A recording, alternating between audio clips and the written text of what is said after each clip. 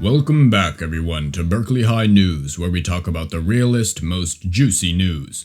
Today, we will be indulging in the topic of World War II. In 1939, World War II started with the German invasion of Poland. Then, multiple countries got involved, which helped mark the start of one of the biggest wars in history. Most of us know that millions of people died due to war, and that Germany had a big part in the war. Today, we will be talking about some of the less commonly known topics, including the experiences of American civilians, scientists, and laborers, as well as discussing some of the opinions on American involvement. First up, we're going to talk about wartime industry and the effects of the war on daily life. Antonia, I'm passing it to you. Thanks, Tim. So, during World War II, the economy in the United States boomed, especially in California, because in that state there were many of the factories that produced things needed for the war, such as planes, arms, tanks. In fact, the whole industry of the United States was now a wartime industry, and the main focus was to produce that things. Because of that, the workers needed to work more than before the war, which led to more than 4,200 strikes during that time. Also, 6 million women joined the workforce because the men were fighting as soldiers and the wartime production just needed more workers. 40% of those women worked in California. It's nice to talk about some of the roles of women during the war in celebration of Women's History Month. As you can see, they definitely played many important roles. Now, we will touch on the importance of scientists and technological advances during the war, which gave the US an upper edge against Germany and their allies.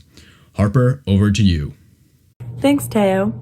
In World War II, scientists developed a lot of useful technology.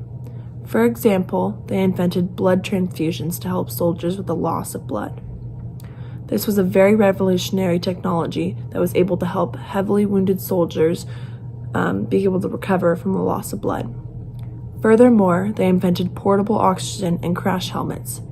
During that time, scientists also needed to be able to quickly invent new antidotes and medicine to help with the diseases. They also contributed a lot of aviation technology. Finally, American scientists participated in the Manhattan Project, which is the world's first ever atomic bomb developed project in 1942. Overall, scientists played a huge role in the success of World War II. It is truly amazing what scientists were able to pull off. Something like blood transfusion was such an incredible technology which was carried over to today and is still used to save lives.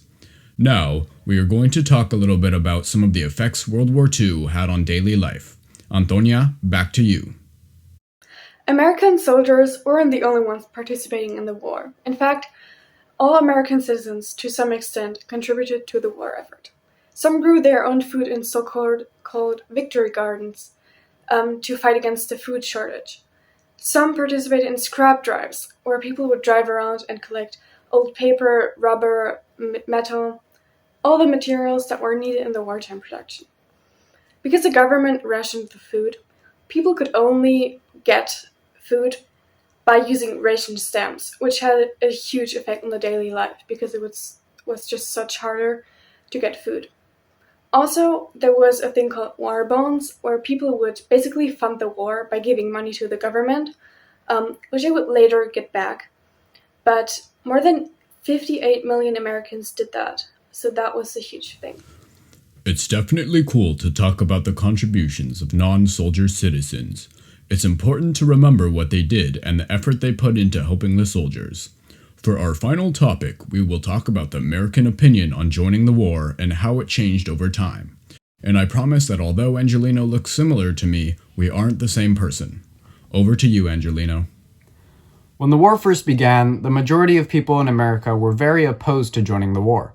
A poll done at the beginning of the year 1940 showed that 88% of all Americans agreed.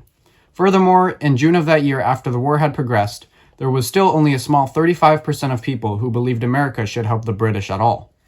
Towards the start of 1941, when the war started to get bad, most American people ended up actually becoming more favorable to joining the war if it really was the only way to stop Germany's aggression. This was due to the fact that Great Britain was able to win some battles against Germany, which made people realize that there may be a fighting chance. Now it's time for BHS trivia. The question is, how many people died during World War II? 5 million to 12 million? 15 million to 20 million? 40 million to 60 million? Or 100 million to 120 million?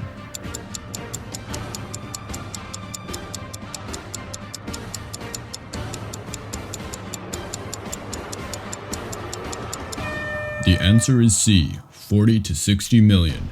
That's a lot of people.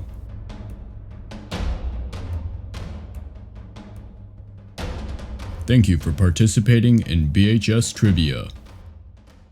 Now that we've discussed some of the less common narratives in America during World War II, we hope that you have developed a better understanding about what exactly was happening internally in the US. I would like to give a shout out to my news people Harper and Antonia, and with that, thanks for tuning in and goodbye.